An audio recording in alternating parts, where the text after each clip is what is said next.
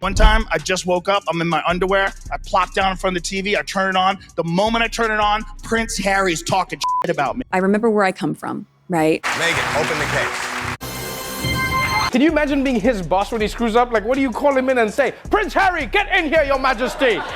You blew the Henderson account, my lord. And doing the hand holding and putting your hand on her husband's chest and beaming up at him like they've only just met and they're still in love. I'm here to tell my truth and make a shit ton of money out of podcasting, as I don't have any discernible talent. He's like, Joe Rogan's giving out dangerous misinformation. And my first thought was, did I?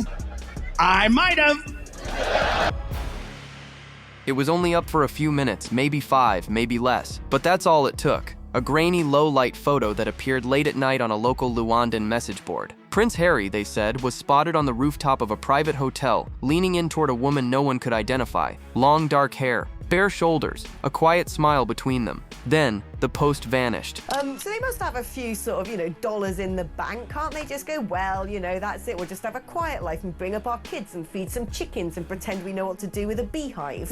Deleted, account gone. But the internet never forgets. Screenshots circulated in group chats and private Discord servers before most people even knew it existed. Did you see it? Became the question buzzing across royal gossip circles. Not where was Harry, or why he was there, but who was the woman, and why did it look so intimate? No official photo remains, no tabloid picked it up in time, but people who swear they saw it described the same thing. A candid moment, clearly not posed. Harry in a relaxed stance, drink in hand, his body slightly turned toward a woman with an unmistakable air of confidence. They weren't touching, but it felt close, personal, like something you'd only catch if you were watching a little too long. And that's the thing, someone was watching. Meghan and Harry's son, Archie, he's gonna grow up and be like, let me get this straight. We used to be in the royal family? Like, I could have been a king, and now I'm working at Burger King? Is that what you said? Whoever took that shot had to be close. Maybe a hotel guest, maybe staff. The rooftop of that Luandan hotel is famously exclusive, often reserved for diplomats and oil executives. Phones aren't usually allowed up there, which makes the leak even more suspect and even more deliberate. What's worse, this isn't just a random trip.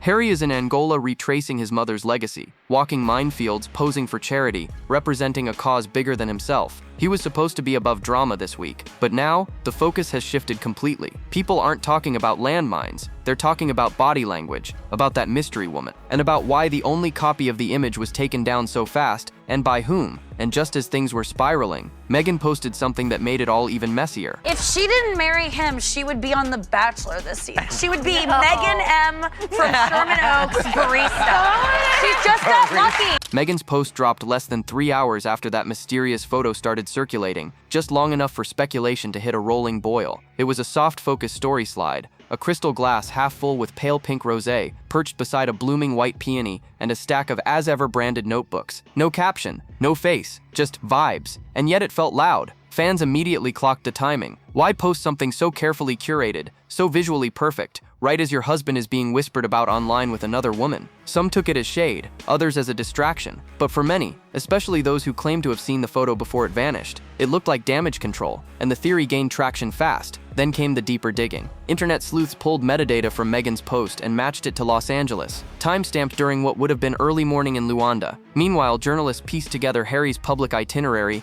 and confirmed he had no official commitments scheduled that night. Nutrition is important, so Perkins makes me a bacon sandwich in case Megs has made another one of her rank smoothies. Wow, Harry, people don't know how tough you got. Which meant he was likely free, and in the exact place the photo claimed he was. Even stranger, multiple sources close to the palace said that very same night, aides from Charles's camp were reportedly on a secure Zoom call with Harry's team. Talks about softening the rift, laying groundwork for some kind of family reconciliation. But if Harry was sipping drinks with a mystery brunette while his father's advisors were waiting on the line, that's a bad look, a very bad look. One palace insider even claimed the call never connected properly, as if Harry's side was distracted. They refused to say more, but others jumped in to fill the silence, whispering that the Sussexes aren't just fractured from the royals, they're fractured from each other. And moments like this, photos like that, only pour fuel on the fire. The timing, the image, the radio silence, it all screamed tension, like two people on opposite ends of the world, performing roles they're no longer sure how to play. And the internet noticed, but the story wasn't done swirling, because what started as a vanishing photo suddenly turned into a global guessing game, and TikTok was about to lose its mind. What about television? Do you have a Netflix account? Yeah, it's got about $9 million in it. It only took one blurry screenshot for TikTok to go full true crime mode.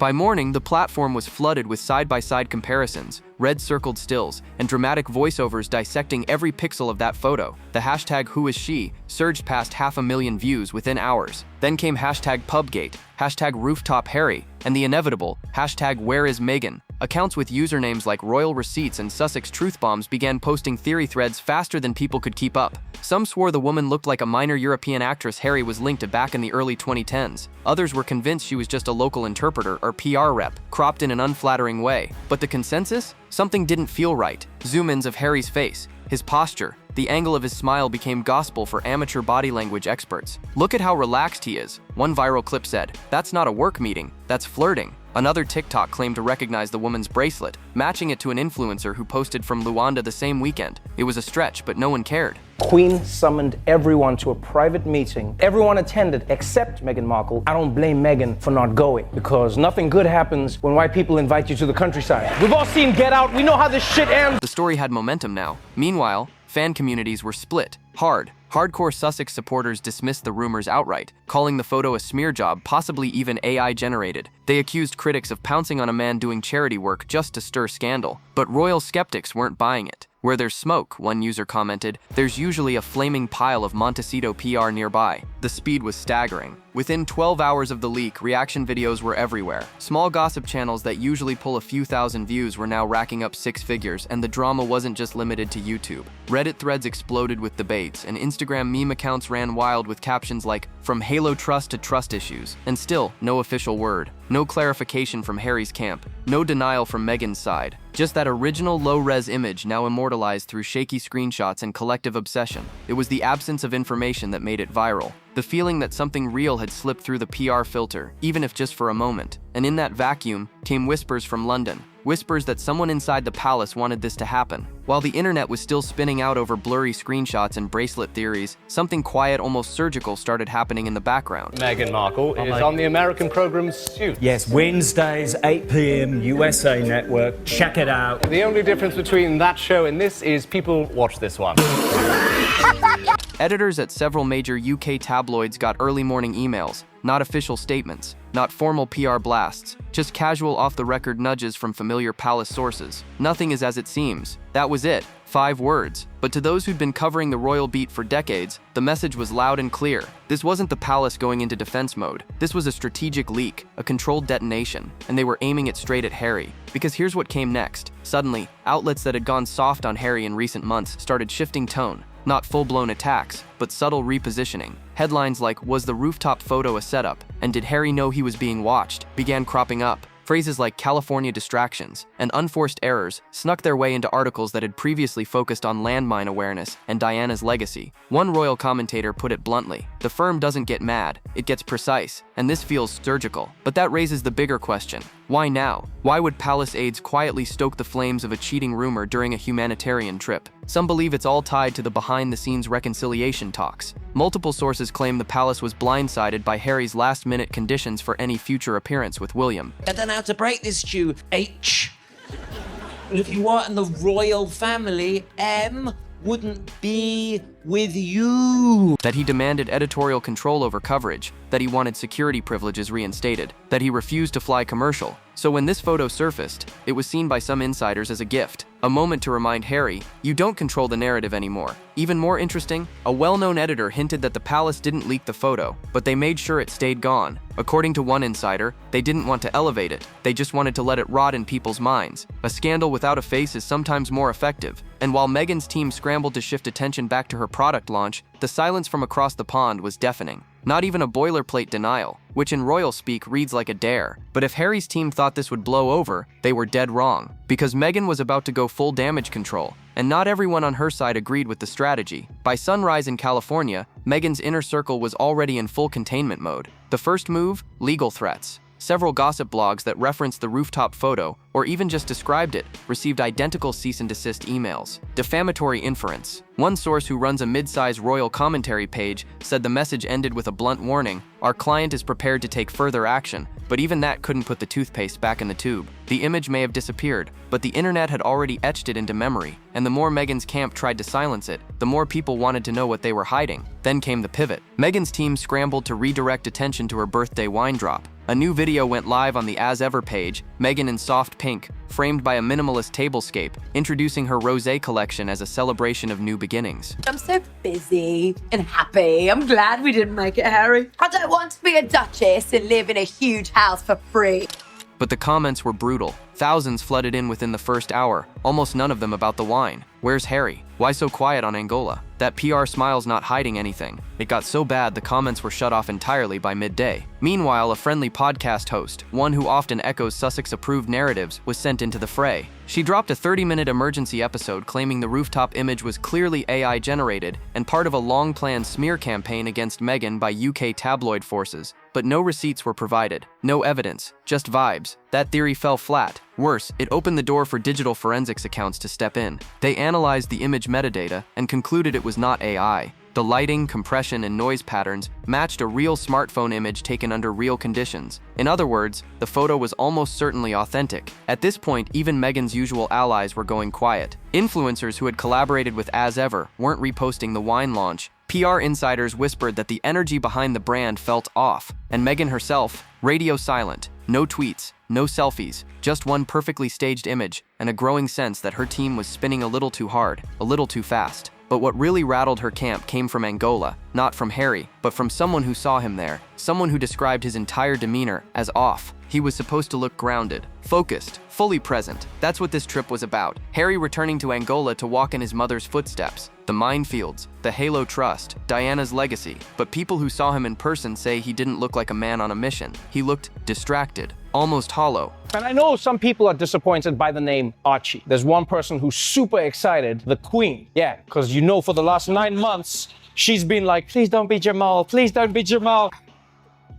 A BBC journalist embedded with the team for part of the visit later told colleagues off the record that Harry seemed tense and emotionally distant. Not rude, but not engaged. You could feel something was pulling him away, she said, like his mind was back in California or somewhere else entirely. Then came the video clips, not from press events but from locals. One clip, taken from across a dusty field, showed Harry staring down at the ground, unmoving, as an aide gently tugged at his elbow. Another angle showed him exiting a meeting late, brushing off a question with a forced smile before retreating into a vehicle with tinted windows. None of it was scandalous on its own, but the pattern began to form. He wasn't joking with kids. He wasn't doing the classic photo ops. The warmth that usually came naturally was missing. One Halo volunteer told a UK reporter, it was like he was trying to be here, but couldn't quite make it, like he was carrying something heavy. And then came the whispers. According to someone affiliated with the event's logistics team, Harry was spotted returning to the hotel early 2 nights in a row, alone, but agitated. One night they say he skipped a small dinner with organizers, citing a headache, and was later seen pacing the hotel's rooftop alone. That would be the same rooftop where the mystery photo was allegedly taken. Same week, same outfit, which leads to the next theory. He wasn't caught in a moment of fun. He was caught in a moment of conflict. That maybe, just maybe, this woman wasn't a fling, but someone connected to whatever crisis was already unfolding behind closed doors. And if that's true, then the next leak makes even more sense. Because back in Monteceto, the neighbors were starting to talk, and what they claimed to overhear was explosive. She comes from an unconventional family.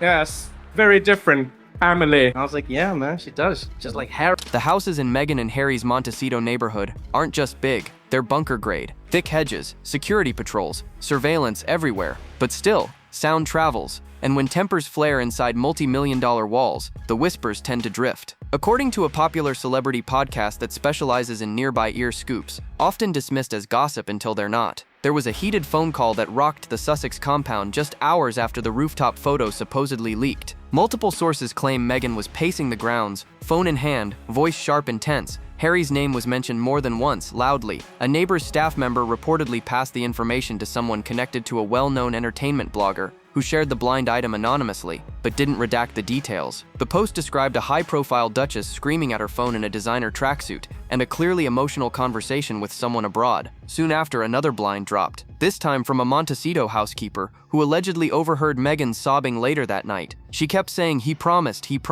the source wrote, like she'd been blindsided by something major. Theories flew. Was it about the photo? The mystery woman? A deal that fell through? Or something even more personal? And then came the podcast bombshell. One host claimed to have confirmation from what she called a first-ring source that Harry and Meghan had been circling separation talk for weeks. Nothing official, no lawyers, but heated conversations about time apart, especially around public image, co-parenting schedules, and business entanglements. Another voice on the show added, "This wasn't about just the photo. That moment in Angola was the symptom. The disease is deeper. They don't trust each other, and haven't for a while." Of course, none of this is confirmed. No press releases, no denials, but the silence? It's loud, and the stories keep lining up just a little too neatly. The PR smiles are still there, the wine bottles are still getting shipped, but behind the curtain, sources say the Sussex brand is teetering, and people inside the industry are starting to pull away, because no one wants to be standing too close when the whole thing finally cracks. How do you stay at the top of the middle of your game? Well, Pads, an early start's important, so my butler Perkins gets up at 5 a.m. and does a 10K for me. Behind the scenes, the Sussex empire isn't just strained,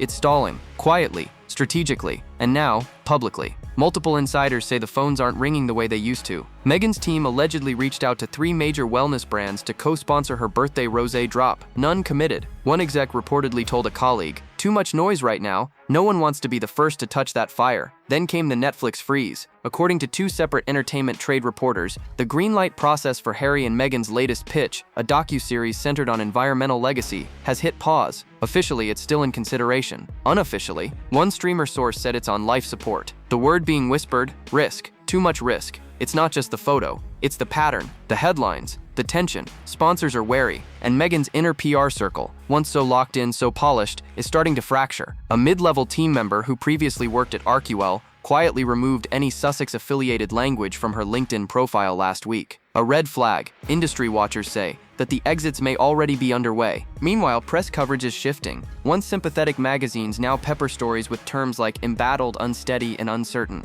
And at a recent charity gala in New York, an event Meghan was invited to attend virtually, the organizers were allegedly advised to steer clear of any Sussex-specific messaging. Translation? Don't promote her, don't even hint. One crisis manager, speaking anonymously to Variety, described the situation this way: they were a premium brand. Now, they're veering into liability territory. When that happens, people vanish fast. Even their closest media allies have gone oddly quiet. The usual flurry of flattering coverage surrounding Meghan's birthday was reduced to a recycled article and a few awkwardly forced reposts. If something terrible happened to William and Kate and the kids, right? The Queen and Charles are very old, they're going to go at some stage, and then you're left with King Andrew. No one wants that. For a couple known to micromanage their public image, the silence wasn't just suspicious, it was strategic, like they were bracing for something. And that silence, it created a vacuum. One that let old scandals resurface. Because when the public starts asking what else they've missed, they go digging. And what they found next was a reminder that this isn't Harry's first PR disaster. Before Monteceto, before Meghan, before the carefully crafted rebrand, there was that Harry, the wild one,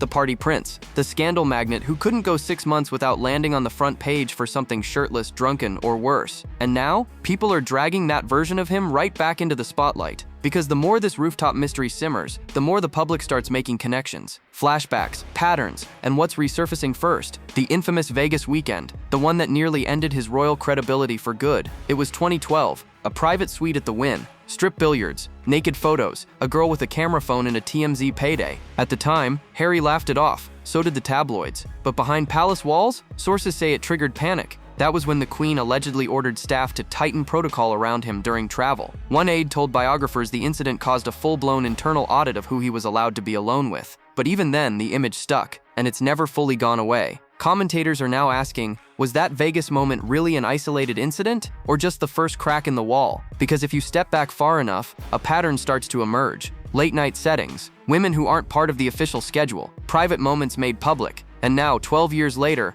another blurred image in another luxury hotel, this time in Angola. Even palace insiders, those who still feel a flicker of loyalty, are reportedly worried. It's about that ego, isn't it? The narcissism. She needs a mug on the front pages of magazines. She needs to be receiving these fake awards and have people fawning over her.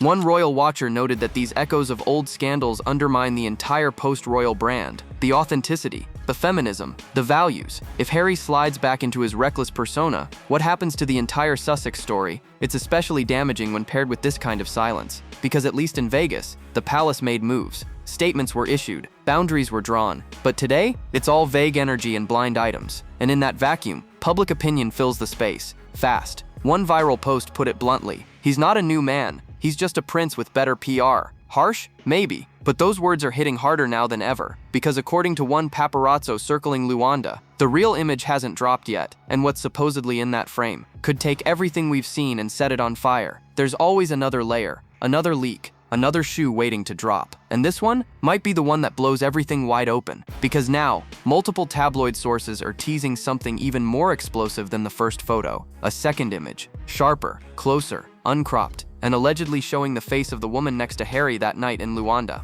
According to a freelance paparazzo based in West Africa, someone who's worked with European press outlets before, the image was taken on the same rooftop just minutes apart from the one that went viral and vanished. This one, he claims, was never meant to be released. It was shopped privately, quietly, for big money, and here's where it gets even messier. Rumor has it, the woman in the frame isn't some random bystander. She's supposedly connected to a prominent UK family, not royal, but definitely aristocratic. Think polo matches, boarding schools, old money, the kind of woman who used to orbit Harry's world before California, before Meghan. Insiders say the image shows them seated at a small corner table, drinks in hand. Harry is smiling. The woman has her head tilted just slightly toward his. It's not overt, but it's close. And worse, it reportedly doesn't look like a business meeting. It looks familiar. When asked why the image hasn't dropped yet, one outlet said legal threats are flying behind the scenes. Others claim negotiations are still happening, as in, someone's trying to buy it off the market. Which of course just raises more questions. Who benefits from keeping that photo buried? Is it the Sussex camp, the palace, or someone else entirely? One thing's clear, the silence isn't working anymore. Every hour that passes without a response only adds weight to the speculation. Meghan hasn't posted since the rosé debacle. Harry hasn't been seen outside of tightly controlled photo ops. And the media? They're circling,